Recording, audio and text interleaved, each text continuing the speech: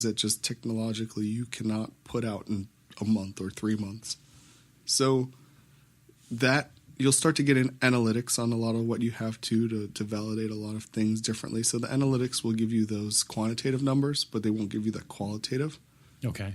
So we kept those users that we met with involved in the whole process. So they'd be beta testers for us, or just every week we'd do a design sprint and put something else in front of them. Even after the software was released, we'd start working on that next version and the next version. So as we'd build the backlog and our dev teams would start to build out different APIs and ways to connect information, we'd go out and figure out how do we refine the navigation, how do we refine the way things are shown, and just constantly validate them. And what about for a startup? How would you coach somebody in a startup who wants to be innovative? How do you balance a ton of research with trying to come up with the next new thing? Yeah, so the next new thing is interesting. Isn't that what everybody wants? Everybody wants it, but very few have succeeded with that. Actually, more and more companies have. I love it when people use the word innovation. It always makes me think of The Princess Bride, where he says, you keep saying that word, but I do not think you know what it means. Right. Yeah, that's true. I mean, that and people always talk about disrupting an industry, and is that innovation? So it's interesting because startups have this goal of focusing on this innovation, and a lot of times what they're doing is simplifying things for people or making things better. But they're tied to, I guess, MVP, right? So minimum viable product is used very often, and it's a term that I feel like I don't really agree with. So Maria Guides from Autodesk, I saw her talk, and she talked a lot about MVP and related it to this ugly cake, like picture a cake that didn't have icing on it, and I'm just going off her slides. Sure. And if that was on the counter at work, like you wouldn't buy that cake because it's so ugly, but if it was on the counter at work, you would eat it. Like who wouldn't? I mean, I ate 2 gingerbread donuts today, one for breakfast, one for lunch. But I mean, then she compared it to a cupcake, and the cupcake is smaller. It's beautiful. It's kind of finished in some way. And she said that cake was MVP and that cupcake was MLE, minimum lovable experience. And I thought that was great. Like these startups really need to focus on solving problems, not just releasing products. So if you release something out into the world and it doesn't solve a problem or add value to somebody, then it's worthless. So we've got to really focus on making things that are well-crafted, things that solve needs. And as long as the startup is doing that and focused on that, I mean, they'll get feedback. There's, alpha versions, there's beta versions. They don't have to really have they should do as much research as they can. Everybody should. You need evidence to base your designs on. But sometimes, you've got constraints, right? Whether it be time or budget, and you've got to put what you think is your best effort out there and learn from it. Yeah, MVP is something that's bothered me for a long time, too, because in the startup space, I think people get to the idea of being iterative and getting something out. But the more you go into the enterprise, I've talked about this on other podcasts, like they don't want to fail. Right. They're not interested in putting out something to test. It's got to be done because it's got our brand attached to it. Yeah, and I hear fail fast, fail often a lot, and I kind of disagree with that. I don't know if it was just previous experiences of dealing with people whose goal was to just test things and never really release products. Like you can have an experimental culture that's good, but at some point, like you have to make money, you have to succeed. An ROI. So the key is to validate things early before you release them so that you can find what's broken and pivot and make changes so that when you actually do release this thing, it doesn't fail, it succeeds. So I guess you'd fail kind of early enough that you wouldn't have a big investment in it, and you'd make changes and you'd learn from those mistakes. So you're not actually failing, you're making mistakes. Let me ask you, because you read a lot of books, and as you mentioned before, when you got your master's, you had to read quite a bit. But what would be a book that you would recommend to somebody in the design space? A lot of the books I've been reading about now are not necessarily design-based books as I've entered this realm of leadership and dealing with executives. I guess the book that really resonated the most with me is John Maeda's Redesigning Leadership. It's a shorter read than I thought it was going to be, but it takes a look at kind of John was not really, he was a designer that ended up running a school, a design school at RISD. And putting himself in this transition from his previous job to being in charge of a design school and dealing with different leadership challenges, this was really good at kind of identifying those from a little bit of a design perspective. So that was helpful to me. Mm-hmm. So I would recommend that book for sure. What's some of the best professional advice have you received?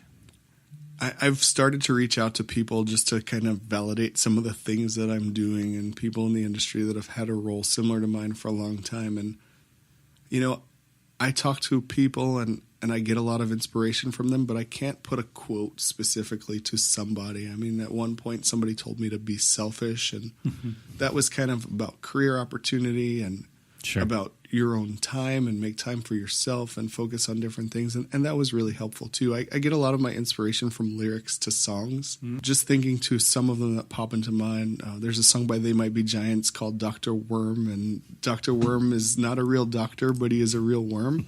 So he says that he's interested in things. And for me, that's kind of inspiring. Like, I want to learn about as many things as I can. So that's just kind of like this mantra for myself. Great. The other thing is there's a song by Nikki Heaton, and she talks about over trembling floors I'm steady. And that's been really inspiring to me too, as I've taken on a new role and I've taken on new responsibilities, a new team, a new industry.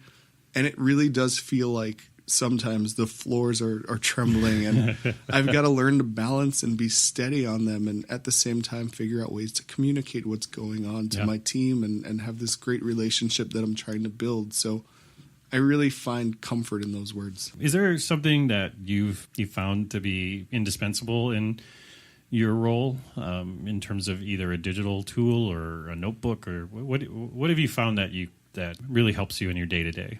For tools, I've been organizing a lot of what I'm doing in Trello.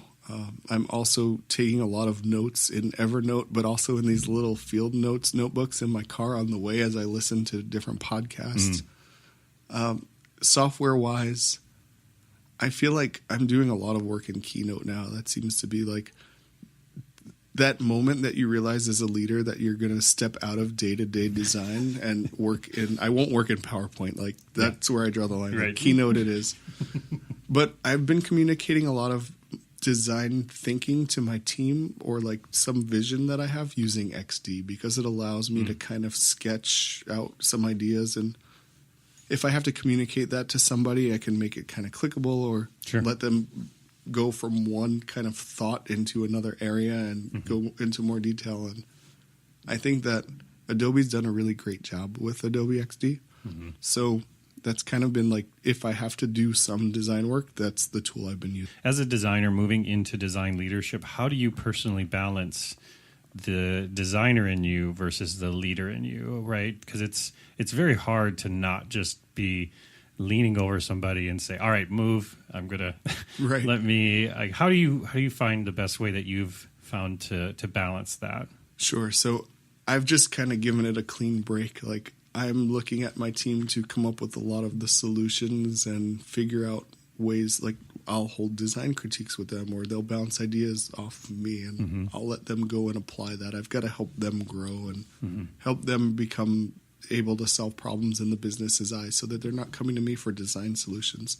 Like, my battle is to really get design integrated into the business and become the champion for my team.